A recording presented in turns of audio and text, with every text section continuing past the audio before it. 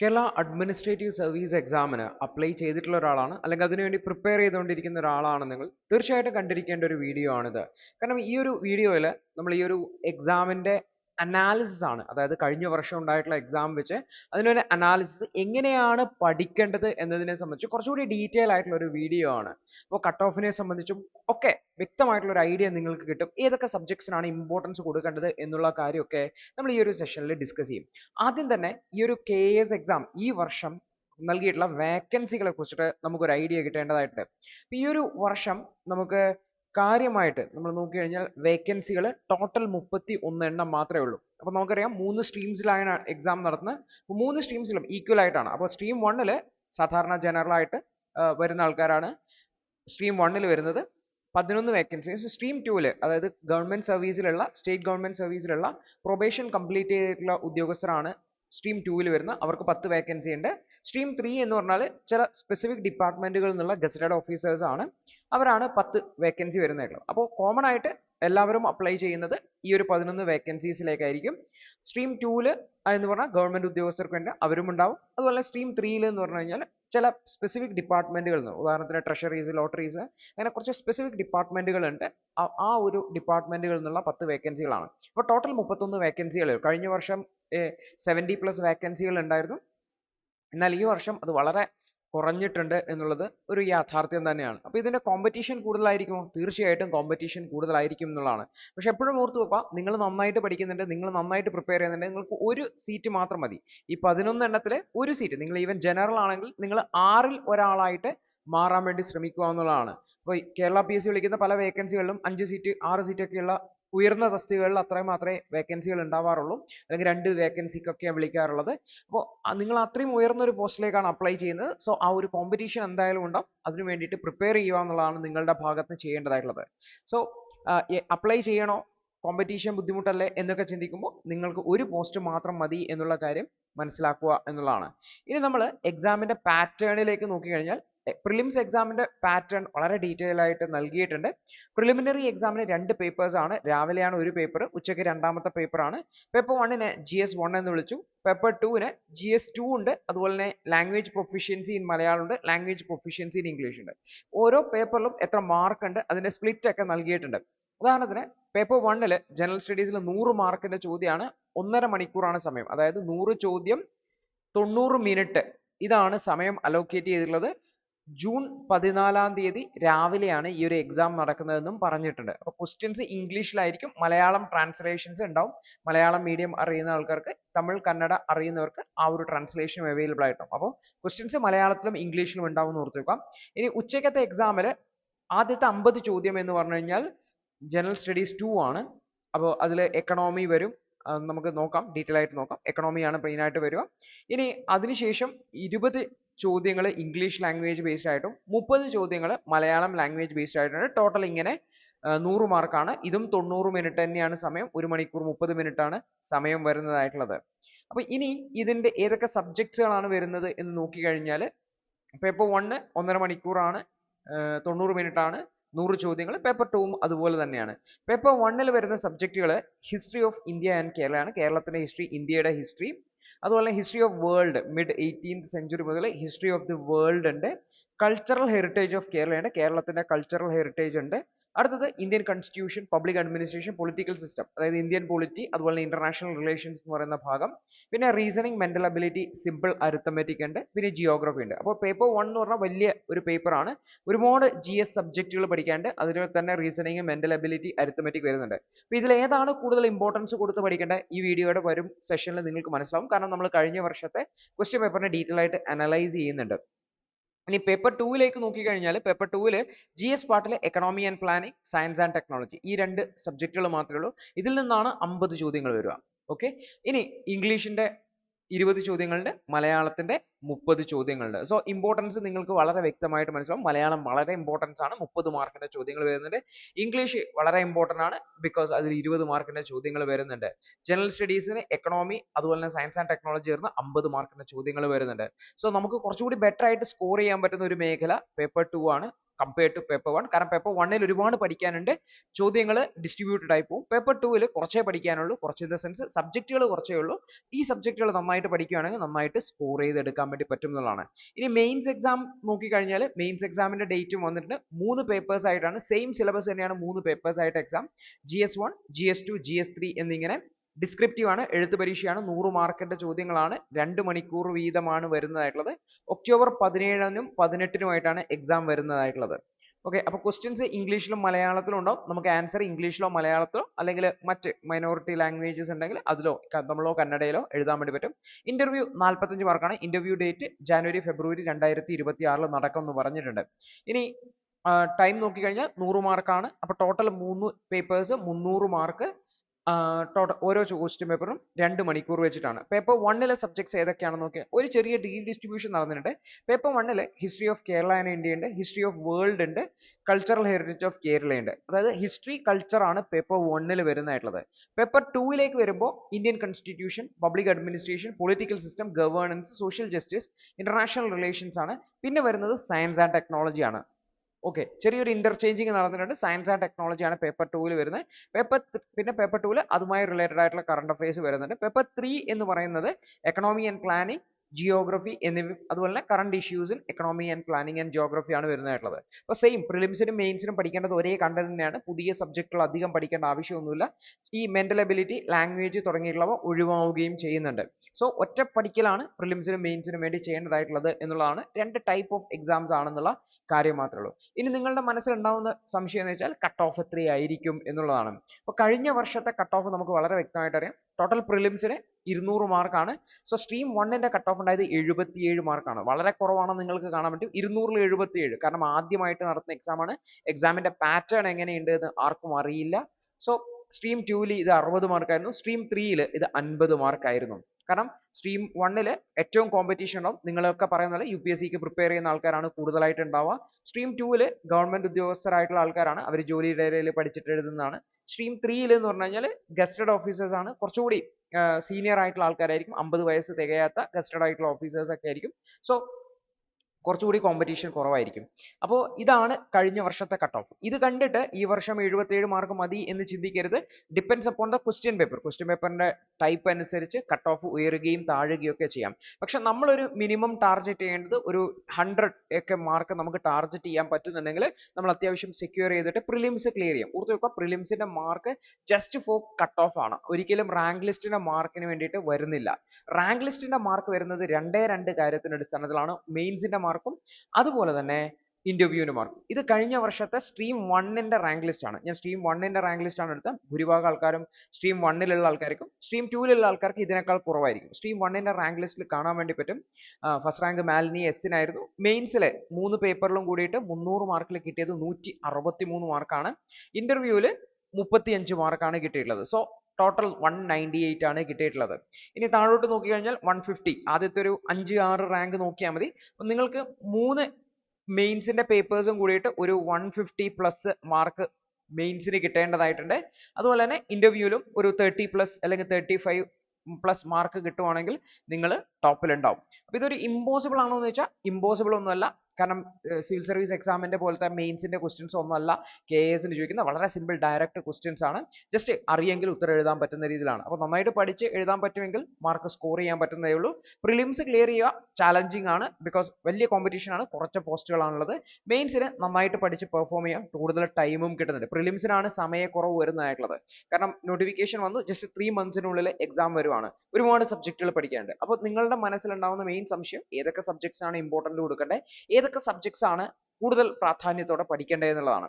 അപ്പോൾ നമ്മുടെ prelims paper 1ന്റെ detail ആയിട്ടുള്ള ഒരു ഇതെടുത്തിട്ടുണ്ട്. ഇത് സെറ്റ് A ക്വസ്റ്റ്യൻ പേപ്പർ വെച്ചിട്ടുള്ള അനാലിസിസ് ആണ്. History of Kerala and India നോക്കിക്കഴിഞ്ഞാൽ കേരള ഹിസ്റ്ററിയിൽ നിന്ന് ചോദ്യങ്ങൾ വന്നിട്ടുണ്ട്. ഇന്ത്യൻ ഹിസ്റ്ററിയിൽ നിന്ന് ആൻഷ്യന്റിൽ നിന്ന് ഒരു 2 ചോദ്യം, മെഡീവൽ നിന്ന് ഒരു 3-4 ചോദ്യം, അങ്ങനെയൊക്കെ വന്നിട്ടുള്ളൂ. Total Kerala history of Kerala and India വെച്ചിട്ട് 12 ചോദ്യങ്ങളാണ് വന്നിരിക്കുന്നത്. ഹിസ്റ്ററി ഓഫ് ദി വേൾഡ് 10 ചോദ്യം. ഹിസ്റ്ററി ഓഫ് ദി വേൾഡ് ഓർത്ത് വെക്കുക, UPSCക്ക് പ്രിലിംസിന് ഇല്ലാത്തതാണ്, പക്ഷേ കേരളത്തിലുണ്ട്. അപ്പോൾ ഹിസ്റ്ററി ഓഫ് ദി വേൾഡ് വളരെ ചെറിയൊരു സബ്ജക്റ്റ് ആണ്. കുറച്ച് വേൾഡ് വാർസ്, അതുപോലെ തന്നെ കൊളോണിയലിസം, അങ്ങനെ കുറച്ചൊരു ഏരിയാസേ പഠിക്കാനുള്ളൂ. ഇപ്പോൾ ഇൻഡസ്ട്രിയൽ റെവല്യൂഷൻ, കൊളോണിയലിസം, അപ്പം അത് നന്നായിട്ട് പഠിക്കുകയാണെങ്കിൽ നിങ്ങൾക്ക് ഈ 10 മാർക്ക് സ്കോർ ചെയ്തെടുക്കാൻ പറ്റും. ഭയങ്കര ഫാക്ച്വൽ ആയിട്ടുള്ള ചോദ്യമായിരിക്കും. ആൾക്കാരുടെ പേര്, വർഷം ഒക്കെ, ട്രീറ്റിയുടെ പേരൊക്കെ ആയിരിക്കും ചോദിക്കുന്നത്. ബട്ട് നിങ്ങൾ അത്യാവശ്യം നന്നായിട്ട് വേൾഡ് വാർസിനെ കുറിച്ച് പഠിക്കുകയാണ്, അല്ലെങ്കിൽ ഹിസ്റ്ററി ഓഫ് ദി വേൾഡ്, അപ്പോൾ ഈ ഒരു ഏരിയ ഫോക്കസ് ചെയ്യാൻ വേണ്ടി ശ്രമിക്കുക. ഹിസ്റ്ററി ഓഫ് ദി വേൾഡ് 10 മാർക്കിന് ചോദിച്ചിട്ടുണ്ട്. ഇനി കൾച്ചറൽ ഹെറിറ്റേജ് ഓഫ് കേരള, അതായത് കേരളത്തിലെ ഗവൺമെന്റുകളെ കുറിച്ച്, കേരളത്തിൽ നടന്നിട്ടുള്ള മൂവ്മെന്റുകളെ കുറിച്ച്, സോഷ്യൽ റിലീജിയസ് മൂവ്മെന്റുകൾ, അത് മിക്കവാറും കേരളത്തിന്റെ വിവിധ PSC പരീക്ഷകൾക്ക് ചോദിക്കുന്നതാണ്. 16 ചോദ്യങ്ങളാണ് ഉണ്ടായിട്ടുള്ളത്. അപ്പൊ ഈ ഒരു ഭാഗം ഹിസ്റ്ററി ഓഫ് ദി കേരള, അതുപോലെ തന്നെ കേരള കൾച്ചർ, അതുപോലെ തന്നെ കേരളത്തിന്റെ ഹിസ്റ്ററിയുമായി ബന്ധപ്പെട്ട ഭാഗത്ത് ഫോക്കസ് ചെയ്യാൻ വേണ്ടി 16 ചോദ്യങ്ങൾ വന്നിട്ടുണ്ട്. ഏറ്റവും ഇമ്പോർട്ടന്റ് ആയിട്ടുള്ള subject Indian constitution. Indian constitution, അതുപോലെ ഈ ഗവേണൻസ്, സോഷ്യൽ ജസ്റ്റിസ് എന്നൊന്നും കാര്യമായിട്ട് ചോദ്യം വന്നിട്ടില്ല. ചോദ്യം വന്നിരിക്കുന്നത് ഇന്ത്യൻ കോൺസ്റ്റിറ്റ്യൂഷൻ ആൻഡ് പൊളിറ്റിക്കൽ സിസ്റ്റത്തിൽ നിന്നാണ്. അതായത് നമ്മുടെ ഇന്ത്യൻ പൊളിറ്റി എന്ന് പറയുന്ന സബ്ജക്ട് നിന്നാണ്. 30 ചോദ്യങ്ങളാണ് വന്ന് ഓർത്ത് വെക്കുക. അപ്പൊ ഏറ്റവും ഇമ്പോർട്ടന്റ് പേപ്പർ 1 കൊടുക്കേണ്ടത് പൊളിറ്റി നന്നായിട്ട് പഠിക്കുക എന്നുള്ളതാണ്. ലക്ഷ്മികാന്താണ് നമ്മൾ സ്റ്റാൻഡേർഡ് ബുക്കുകൾ പറയുന്നത്. അപ്പോൾ പൊളിറ്റി നന്നായിട്ട് പഠിക്കുക. 30 മാർക്കിന്റെ ചോദ്യങ്ങൾ വരുന്നുണ്ട്. അടുത്തത് സി സാറ്റ് നന്നായിട്ട് നോക്കുക എന്നുള്ളതാണ്. അതായത് നമ്മൾ സിവിൽ സർവീസ് എക്സാമിൽ സി സാറ്റ് എന്ന് പറയും, reasoning, mental ability, simple arithmetic, 17 ചോദ്യങ്ങൾ വന്നിട്ടുണ്ട്. ഈ 2 ഭാഗം നന്നായിട്ട് നോക്കുക. ജിയോഗ്രഫി UPSC ഉള്ളതാണ് നോക്കുക. ഈ 3 ഏരിയാസ് നോക്കുക. വേൾഡ് ഹിസ്റ്ററി നോക്കുക. കേരള ഹിസ്റ്ററി സൈഡിലേക്ക് കൂടെ നോക്കുക. ഇത്രയും സബ്ജക്റ്റുകളുടെ മേലെ നിങ്ങൾ ഫോക്കസ് ചെയ്താൽ മതി. അതായത് സിംപ്ലി പറഞ്ഞു കഴിഞ്ഞാൽ നമ്മളുടെ സിലബസ് ഭയങ്കര ഡീറ്റെയിൽ ആയിട്ട് കാണുമെങ്കിൽ പോലും നിങ്ങൾ ഫോക്കസ് ചെയ്യേണ്ട സബ്ജക്റ്റുകൾ ഏതൊക്കെയാണെന്നുള്ളത് വളരെ വളരെ വ്യക്തമായിട്ട് നീറ്റായിട്ട് പറഞ്ഞു കഴിഞ്ഞാൽ, ഒന്ന് ഫോക്കസ് ചെയ്യേണ്ടത് ഇന്ത്യൻ പൊളിറ്റി. നിങ്ങൾ UPSCക്ക് പഠിക്കുന്നത് പോലെ തന്നെ ഇന്ത്യൻ പൊളിറ്റിക്ക് ഏറ്റവും ഇമ്പോർട്ടൻസ് കൊടുത്തിട്ട് പഠിക്കുക. ഓക്കെ, ഒന്ന്. രണ്ടാമത് ഏറ്റവും ഇമ്പോർട്ടൻസ് കൊടുക്കേണ്ടത് ജിയോഗ്രഫിക്ക് ഇമ്പോർട്ടൻസ് കൊടുത്ത് പഠിക്കുക. ഓക്കെ, ഇന്ത്യൻ പൊളിറ്റിന്ന് 30 മാർക്ക് ഉണ്ടായിരുന്നു, ജിയോഗ്രഫിന്ന് 15 മാർക്ക് ഉണ്ടായിരുന്നു. മൂന്നാമത് ഏറ്റവും ഇമ്പോർട്ടൻസ് കൊടുക്കേണ്ടതെന്ന് വെച്ചാൽ നമ്മൾക്ക് വേൾഡ് ഹിസ്റ്ററി പറയാം. വേൾഡ് ഹിസ്റ്ററി എത്ര ചോർക്ക്? 10 മാർക്കിന്റെ ചോദ്യങ്ങൾ ഉണ്ടായിരുന്നു. അടുത്തത് നോക്കണമെന്ന് വെച്ചാൽ സിസാറ്റ് എന്ന് ഞാൻ ഇവിടെ പറയും. Reasoning, mental ability, reasoning aptitude എന്നുള്ളതാണ്. സിസാറ്റിന് ഇമ്പോർട്ടൻസ് കൊടുക്കുക. 17 ചോദ്യങ്ങൾ ഉണ്ടായിരുന്നു. അടുത്തതാണ് കേരളത്തിന്റെ ഹിസ്റ്ററി. കേരള ഹിസ്റ്ററി ഇമ്പോർട്ടൻസ് കൊടുക്കുക. അതിൽ നിന്ന് ഒരു 16ഓളം ചോദ്യങ്ങൾ ഉണ്ടായിരുന്നു. പിന്നെ നമ്മൾ ഇന്ത്യൻ ഹിസ്റ്ററിക്ക് ഇമ്പോർട്ടൻസ് കൊടുത്താൽ മതി. ഇന്ത്യൻ ഹിസ്റ്ററിക്ക് പിന്നെ ഇമ്പോർട്ടൻസ് കൊടുത്തത് ആൻഷ്യന്റ് നിന്നൊക്കെ 2 ചോദ്യങ്ങളായിരുന്നു. മിഡീവൽ നിന്ന് ഒരു 4-5 ചോദ്യങ്ങൾ ഉണ്ടായിരുന്നു. മോഡേൺ നിന്ന് ശേഷിക്കുന്ന ചോദ്യങ്ങളാണ്. അപ്പോൾ നോക്കിക്കഴിഞ്ഞാൽ എല്ലാം കൂടി ഒരു 10-12 ചോദ്യങ്ങളേ ഉള്ളൂ. സോ ഇന്ത്യൻ ഹിസ്റ്ററിക്ക് ഏറ്റവും ലീസ്റ്റ് ഇമ്പോർട്ടൻസ് കൊടുക്കുക. അപ്പോൾ നിങ്ങളുടെ പ്രിഫറൻസ് ഓർഡർ ഇതായിരിക്കണം. ഇന്ത്യൻ പൊളിറ്റി ഏറ്റവും ഇമ്പോർട്ടൻ്റ് കൊടുക്കുക. ജിയോഗ്രഫി പഠിക്കുക, വേൾഡ് ഹിസ്റ്ററി പഠിക്കുക, സിസാറ്റ് പഠിക്കുക, കേരള ഹിസ്റ്ററി പഠിക്കുക, ഇന്ത്യൻ ഹിസ്റ്ററി. ഈ കേരള ഹിസ്റ്ററി മുന്നോട്ടോ മേലോട്ടോ ഇറക്കാം, കുഴപ്പമൊന്നുമില്ല. പക്ഷേ നിങ്ങൾ സിവിൽ സർവീസിൽ പഠിക്കുന്ന ഒരാളാണ്, പഠിച്ച ഒരാളാണെന്നുണ്ടെങ്കിൽ ഈ ഒരു 4 സബ്ജക്റ്റുകൾക്ക് ഇമ്പോർട്ടൻസ് കൊടുത്തിട്ട് പോകാം പേപ്പർ 1ന്റെ കേസിൽ. ഓക്കെ, കട്ട് ഓഫ് നമ്മൾ കണ്ടു. നമുക്ക് ടാർഗറ്റ് 100+ ആണ്. നമുക്ക് ഈ ഒരു 100+ൽ ഒരു നല്ല മാർക്ക് നമുക്ക് ഇവിടെ വാങ്ങാൻ പറ്റുമെങ്കിൽ, ഒരു 50+ നമുക്ക് ഇവിടെ തന്നെ വാങ്ങാൻ പറ്റും. സെക്കൻഡ് പേപ്പർ സ്മൂത്ത് ആയിട്ട് കൊണ്ടുപോകാൻ പറ്റും. നോക്കുക, നന്നായിട്ട് പഠിക്കുകയാണെങ്കിൽ സ്കോർ ചെയ്യാൻ പറ്റുന്നത് മാത്രമേ ഉള്ളൂ, ഇമ്പോസിബിൾ ആയിട്ടുള്ള കാര്യമല്ല. ഓക്കെ, അതായത് സിവിൽ KS ആണ് വേറെന്തോ പഠിക്കണം എന്ന് ചിന്തിക്കരുത്. KS ആണ് സിവിൽ സർവീസ് എക്സാമിന് എന്താണോ പഠിക്കുന്നത് അത് തന്നെ നന്നായിട്ട് മനസ്സിലാക്കാൻ വേണ്ടി ശ്രമിക്കുക. കുറെ കൂടി വേഗത്തിൽ പഠിക്കാൻ വേണ്ടി ശ്രമിക്കുക എന്നുള്ളതാണ് ചെയ്യേണ്ടത്. ഇനി പേപ്പർ 2ലേക്ക് വന്നു കഴിഞ്ഞാൽ ഇവിടെ നിങ്ങൾക്ക് കാണാൻ പറ്റും 3 സബ്ജക്റ്റുകളേ ഉള്ളൂ. അടുത്തത് ഇംഗ്ലീഷ് ആണ്. ഇംഗ്ലീഷിൽ നിന്ന് 20 ചോദ്യങ്ങളാണ് ഉണ്ടാവുക. അടുത്തത് മലയാളമാണ്. മലയാളത്തിൽ നിന്ന് 30 ചോദ്യങ്ങളാണ് ഉണ്ടാവുക. ബാക്കിയുള്ള ചോദ്യങ്ങൾ ഇവിടെ 12+1 വരും, 13 ചോദ്യങ്ങൾ. എക്കണോമി ആൻഡ് പ്ലാനിംഗ് എന്ന് 13 ചോദ്യങ്ങൾ മാത്രമേ ഉള്ളൂ. So economy and planning basics മനസ്സിലാക്കുക, വലിയ ഇമ്പോർട്ടൻസ് കൊടുക്കേണ്ട. സയൻസ് ആൻഡ് ടെക്നോളജി 25 ചോദ്യങ്ങൾ വന്നിട്ടുണ്ട്. സയൻസ് ആൻഡ് ടെക്നോളജി 25 ചോദ്യങ്ങൾ വലിയ ഇമ്പോർട്ടൻ്റ് ആണ്. പക്ഷേ UPSCക്ക് നമുക്ക് കറണ്ട് അഫയേഴ്സ് റിലേറ്റഡ് ആണെങ്കിൽ കുറച്ചുകൂടി സ്റ്റാറ്റിക് ഓറിയന്റഡ് ആയിട്ടുള്ള PSLVനെ കുറിച്ചും ISROനെ കുറിച്ചും DRDOനെ കുറിച്ചും ഒക്കെയാണ് ചോദ്യങ്ങൾ വന്നിട്ടുള്ളത്. സോ ഇവിടെ സയൻസ് ആൻഡ് ടെക്നോളജിക്ക് ഏറ്റവും ഇമ്പോർട്ടൻസ് കൊടുക്കുക. പിന്നെ മലയാളത്തിന് ഇമ്പോർട്ടൻസ് കൊടുക്കുക. ഇംഗ്ലീഷ് ലാംഗ്വേജ് ഗ്രാമറിന് കുറച്ച് ഇമ്പോർട്ടൻസ് കൊടുക്കുക. അതുപോലെ തന്നെ എക്കണോമിക്ക് അടുത്ത ഇമ്പോർട്ടൻസ് കൊടുക്കുക. Then Kerala economic importance. So ഇവിടുത്തെ sequence science and technology syllabus തന്നിട്ടുണ്ട്. സിലബസ് പ്രകാരം പഠിക്കുക. സ്റ്റാറ്റിക്കിനാണ് ഇമ്പോർട്ടൻസ് കൊടുക്കേണ്ടത്.